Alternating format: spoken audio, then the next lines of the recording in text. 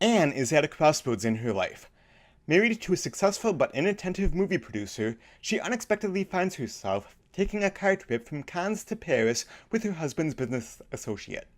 What should be a 7-hour drive turns into a carefree 2-day adventure replete with diversions involving picturesque sights, fine food and wine, humor, wisdom, and romance, reawakening Anne's senses and giving her new lust for life.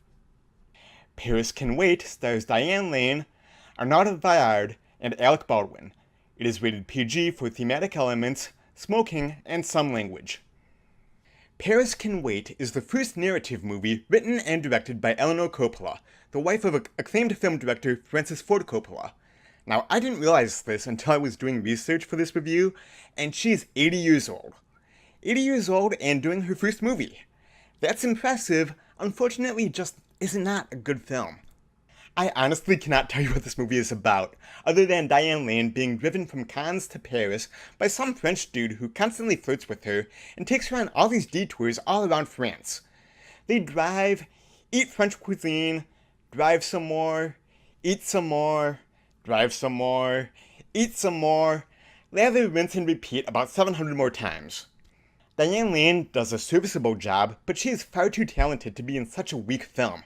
Her character has zero depth, no personality, no nothing. The French dude is played a little too charming. If it was a darker film, he could have played it as more of a sociopath who willingly takes Diane Lane to Paris via the longest and most scenic way possible. At least if he was a sociopath, it would have been a little bit more entertaining film. Alec Baldwin receives top billing in this movie, but his role is literally nothing more than a cameo. Seriously, he's in the movie for maybe 5 minutes tops. A coworker said that he wanted to see this movie because of Alec Baldwin. James, I'm telling you right now, dude, don't waste your time. There is one part in the movie where Diane Lane gets a phone call from her daughter who asks what her mom is doing. When she tells her that she's driving to Paris with one of her father's business associates, the daughter replies, "Sounds boring." Yep, it is. Very much so. There are so many long, establishing shots of French cuisine that you'll probably be starving by the time this movie is finished. These are just the shots from the trailer, and there are many more in the movie itself. This movie is 92 minutes long, but it feels at least twice that. Nothing at all happens during the entire runtime. It is a very slow, very boring film. I was the youngest person in the theater by at least 20 or 30 years, and I saw this with my dad and stepmom who are visiting from Florida. Dad enjoyed the scenery and images of French food, but they've been to France several times and they could relate. He leaned over to me a few times during the film and whispered, "We were there." Even Rose said that the movie was boring, so it's not just me.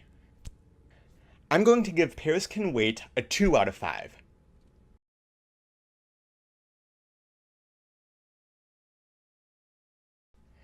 I cannot recommend spending money and seeing this movie in theaters.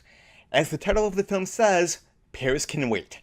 And it might be worth a rental or watching it on a streaming service if you're really into France and if you enjoy scenery. But be warned that you might probably be lulled to sleep, just like I was wanting to do. So those are my thoughts on Paris Can Wait. Have you seen it yet? If so, what did you think? What is your favorite movie that takes place in a foreign country? Let me know by signing off in the comments down below. You guys, thank you so much as always for watching. I truly appreciate it. If you liked this video, hit the thumbs up button and make sure that you subscribe to my channel so you don't miss any of my other videos. I'll be back soon with more movie reviews. Until next time, I will see you at the movies. Bye-bye.